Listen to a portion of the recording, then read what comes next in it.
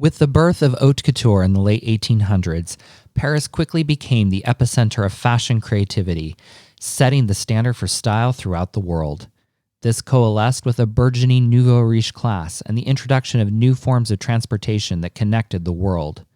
Designers such as Paul Poiret set their sights on creating more than just clothing, offering products such as perfumes and home furnishings to support his clients' modern lifestyle.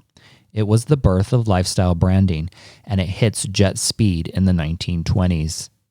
Subsequent fashion houses became adept at curating and telling their brand story, mixing fact and fiction to add to their label's mystique and create an overall DNA. The tight control of the brand narrative ensured exclusivity as these brands began to spread throughout the world. Fast forward to today, the very myths that ensure these brands still exist is now a potential liability.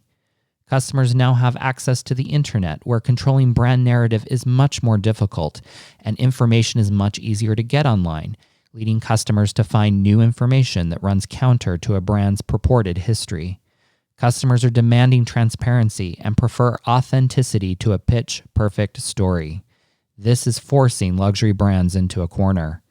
Is it good business to be more forthcoming around their history? For example, does being truthful about Chanel's role in World War II and subsequent banishment from France potentially hurt or help the brand in the 21st century? How does that counterbalance with the Dior Galliano fiasco, if at all? What seems to be clear is that if brands are still struggling to determine how best to grapple with their complex histories more truthfully, is it any wonder that these brands will also continue to struggle with current issues around diversity, cultural appropriation, production processes, and more? Perhaps a reckoning with the past is what's needed to best approach the future.